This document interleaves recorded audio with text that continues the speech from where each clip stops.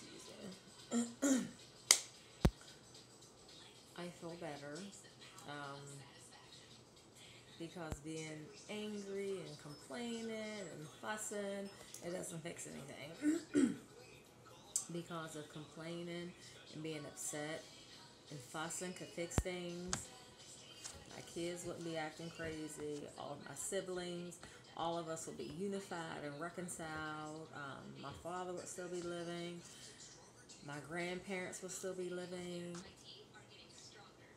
I would be happily and joyfully and blissfully and heavenly married to the God sent individual for myself.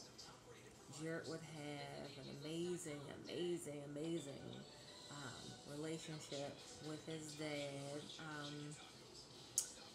Both parties would be getting along and raising an amazing child, but we're in reality. So we just have to continuously pray, wait, hope, pray, wait, hope, pray, wait, hope. Yeah, that's a message. Wait, pray, wait, hope, wait, pray. Maybe I have to change up the order, but okay. Um, why is it? I don't know. Met some guy. He was like, mm, he was almost 70, but he looked like he was in his mid 50s, regardless, of course, too old. And I just said, he's a Caucasian guy, and the funny thing about it is, he was trying to talk to me in the midst of like a baseball game. He was like indeed the umpire for my son's game. And I'm just thinking to myself, like, okay, first of all, my type, of course, what God wants for me, okay, God will fix me to know that's who the individual is, and we'll go from there. But my preference, because my type is who God wants for me, but my preference is Caucasian and Asian. Okay, of course I'll date my race, but it's just not on the top tier. Um, but anyway, um, the only time it seemed like Caucasian men will look and approach and say something is when I'm totally dressed down at like my son's baseball or soccer game and things like that. And I was talking to my other girl pal. Most of my girl pals are white. She said, Valerie, to white men, the way that you look with all of your stuff, it's like intimidating. And I was just like, but I've seen shows like before they even aired, like Housewives of Beverly Hills, and they dress flashy. I mean, granted, I don't live in Beverly Hills or anything like that, and I don't know anyone who lives in Beverly Hills. However, but they dress flashy as well. And she was saying, the stigma, the culture, and just a lot of assumptions. I said, okay. I said, so this means I have to wear like my son's t-shirt, my jeans, and his baseball cap? That's crazy. Now, it's great if I meet someone like that, and then when they see me, I guess, normal like this, they're like, oh, okay. Um, you look, you dress up well. But besides that, I'm tired of that. And this is like, really?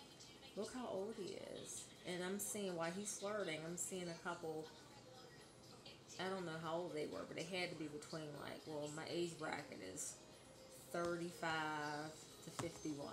I'm 42, so it's like, okay, not too young, not too old. My mom says I shouldn't go past, you know, my age. And I'm like, there's a lot of people who are 50 who take care of themselves and they feel and look like they're even 30. You know, my oldest son will be 22, so 30 is too young. 35, okay. But I asked Jared last night. We were talking about dating and me being single, like basically his whole life. He'll be 13. And I said, "What's too young, Jared?" He said, like 35, 34, 35, 36. I'm like, okay. So he wants me to date someone closer, I guess, to 40, which makes sense.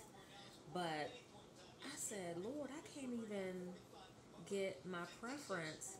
Me and my girlfriends, we sit and talk, and I was talking to one of them this morning, and it's crazy that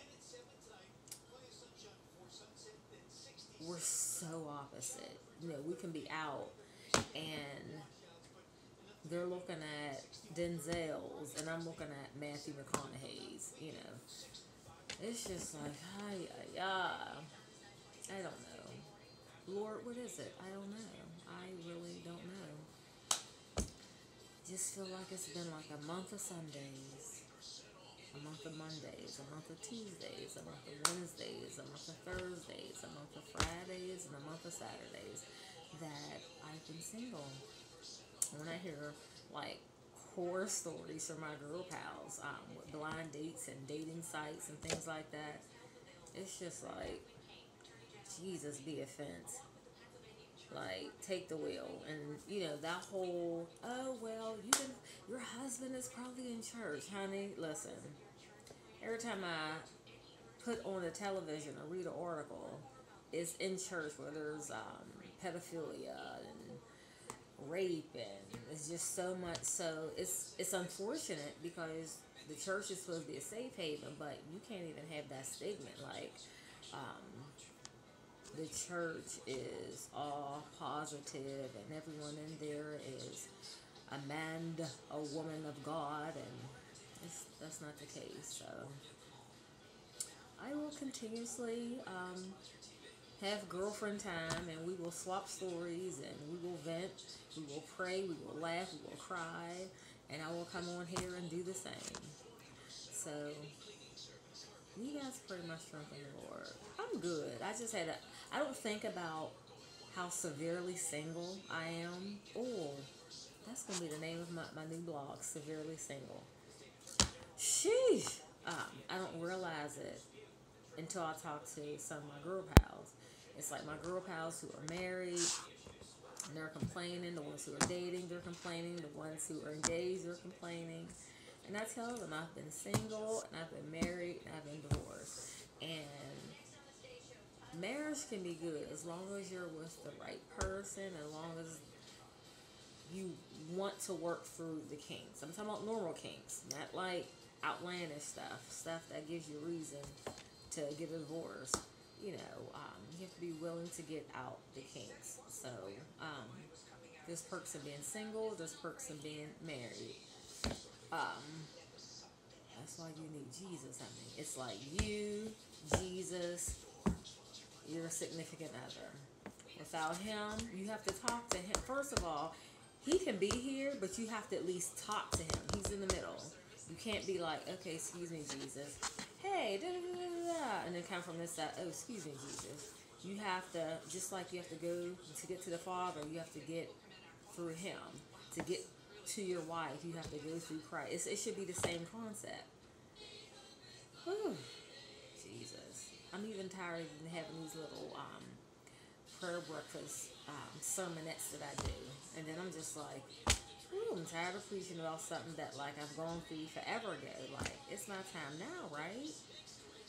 Ay, ay, ay. But God knows what's best for me. His timing is perfect. And until then, I will try my best not to fuss and complain. Alrighty. God bless you folks. Have a good day. Alrighty. Bye-bye.